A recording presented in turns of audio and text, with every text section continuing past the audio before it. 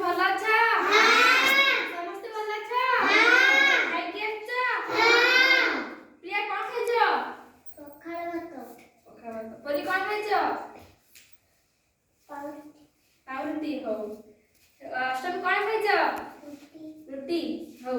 ତାହେଲେ ଆଜି ଆମେ ଶିଖିବା ବିଭିନ୍ନ ପ୍ରକାର ଘର ବିଷୟରେ। କଣ ଶିଖିବା ପିଲାମାନେ? ବିଭିନ୍ନ ପ୍ରକାର ଘର ବିଷୟରେ। ଘର ବିଷୟରେ ଶିଖିବା ହେଲା। ତାହେଲେ ଦେଖ ପିଲାମାନେ, ସେଠି କଣ ଅଛି? ବିଭିନ୍ନ ପ୍ରକାର ଘର ଅଛି। ତମେ ଯେମିତି ବିଭିନ୍ନ ପ୍ରକାର ଡ୍ରେସ୍ ପିନ୍ଧୁଛ, ବିଭିନ୍ନ ରଙ୍ଗର ଡ୍ରେସ୍ ପିନ୍ଧୁଛ, ସେମିତି ବିଭିନ୍ନ ପ୍ରକାର ଘର। କାହାର କେମିତି ଘର ଅଛି ଜାଣିବା ହେଲା। ଏଟା ଗୁମ୍ଫା ଘର। କଣ ଘର ପିଲାମାନେ? ଗୁମ୍ଫା ଘର। ଗୁମ୍ଫା ଘର ଖାଲି ଗୁମ୍ଫା ତା ଭିତରେ ଖାଲି ଗୁମ୍ଫା ଭଳିଆ ଘର ହେଲା। ଆଉ ଗୋଟେ କଣ କହିଲେ ପିଲାମାନେ? ଗଛ ଉପରେ ଘର। ଗୋଟେ ଗଛ ଅଛି ତା ଉପରେ ଘର ଅଛି ହେଲା।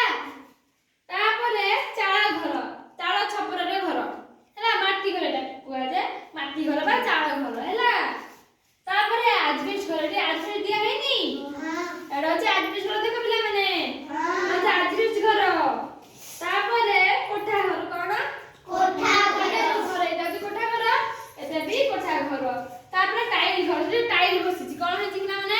ଟାଇଲ ବସିଛି। ଟାଇଲ ବସିଛି, ଟାଇଲ ବସିଛି। ତାପରେ ହଉଛି ବରଫ ଘର। କଣ ପିଲାମାନେ? ବରଫ ଘର। ବରଫର ଘର। ଏ ଯୋଉ ଡଙ୍ଗା ଘର। କଣ ପିଲାମାନେ? ଡଙ୍ଗା ଘର। ଡଙ୍ଗା ଅଛି, ସେଥିରେ ତା ଘର ଅଛି, ଭାସି ଭାସି ଯିବ। ଆମେ କଣ ନଈ ପାରି ହଉଛି ଡଙ୍ଗା ପାରି ହେଇକି, ସେ ତା ଘର ହଉଛି ଡଙ୍ଗା ଘର। ସେ ସେଠି ରହିଲା, ପାଣିରେ ବୁଲିଲା, ତା ଘର ହଉଛି ପାଣିରେ। ବୁଝିଲ? ବୁଝିପାରୁଛ ପିଲାମାନେ? ଆଉ ଥରେ କହିବି? ହଉ ଦେଖ, ଏଟା ଯୋଉ ଗୁମ୍ଫା ଘର। କଣ ଘର? ଗୁମ୍ଫା ଘର। ଏ ହଉଛି ଗୁମ୍ଫା ଘର। ତାପରେ ଏ ହଉଛି କଣ? ଗଛ ଉପରେ ଘର। କଣ? ଗଛ ଉପରେ ଘର। ତାପରେ ଏଠି ଚାଳ ଘର। କଣ ପିଲାମାନେ? ଏଟା ଚାଳ ଘର। ଚାଳ ଘର। ଆମେ ପଚାରିବି, ଭଲସେ ଦେଖ କୋଉଟା କୋଉ ଘର ପଚାରିବି। ତାପରେ ଏଇଟା ହଉଛି ଆଜବେଷ୍ଟ ଘର। କଣ ଘର? ଆଜବେଷ୍ଟ ଘର। ଏଟା ହଉଛି କୋଠା ଘର। କଣ ଘର? କୋଠା ଘର। ଏଟା ହଉଛି ଟାଇଲ ଘର। ଟାଇଲ କଣ ଘର। ପିଲାମାନେ? ଟାଇଲ ଘର। ତାପରେ ଏଟା ହଉଛି ବରଫର ଘର। କଣ? ବରଫ ଘର। ବରଫରେ ତିଆରି ସେ ଘର ହେଲା। ଆଉ ଏଟା ହଉଛି ଡଙ୍ଗା ଘର। ଡଙ୍ଗାରେ ଘର ତିଆରି ହେଇଛି। ଯଦି ଇଟାରେ ଘର ତିଆରି ହଉଛି, ସେଟା କାଠରେ ଡଙ୍ଗା ହେଇଛି, ସେଟା ତା ଘର ହେଲା, ଡଙ୍ଗା ଘର। ବୁଝିଲ ପିଲାମାନେ? ଆଉ ତାହେଲେ ଆମେ ପଚାରିବି, କହିବ କୋଉଟା କୋଉ ଘର ତ? ଯିଏ ଜାଣିଛ ହାତ ଟେକିବ। ପିଲାମାନେ କହିବେ ଏଟା କି ଘର? ସମସ୍ତେ ଜାଣିଛ? ପରି କୁହ। ଡଙ୍ଗା ଘର। ଶୁଭଙ୍କର କୁହ। ଡଙ୍ଗା ଘର। ରୂପ କୁହ। ଡଙ୍ଗା ଘର। ତାହେଲେ ସମସ୍ତେ ଡଙ୍ଗା ଘର। ତାହେଲେ ପିଲାମାନେ ଏଇଟା କି ଘର? କି ଘର ଏଇଟା? କୁହ କୁହ। ପ୍ରିୟଙ୍କା କୁହ।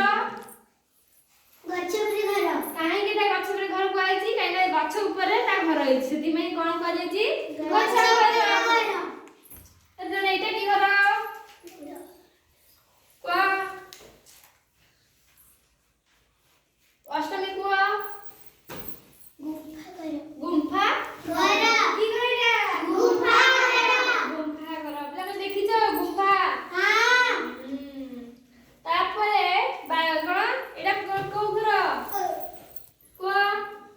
ପ୍ରିୟା କୁହ। ଚାଳ ଘର। କି ଘର? ରୂପ। ଚାଳ ଘର। ଚାଳ ଘର ବା ମାଟି ଘର। ଚାଳର ଛପରରେ ତିଆରି, ସେଥିପାଇଁ ତାକୁ କୁହାଯାଏ ଚାଳ ଘର, ମାଟି ଘର। ତାପରେ ଏଇଟା କି ଘର ପିଲାମାନେ? କୁହ ଅଷ୍ଟମୀ କୁହ। ଆଜବେଷ୍ଟ ଘର। ପରି କୁହ। ଆଜବେଷ୍ଟ ଘର। ରାକ୍ଷୀ କୁହ। ଆଜବେଷ୍ଟ। ଆଜବେଷ୍ଟ ଘର ହେଲା।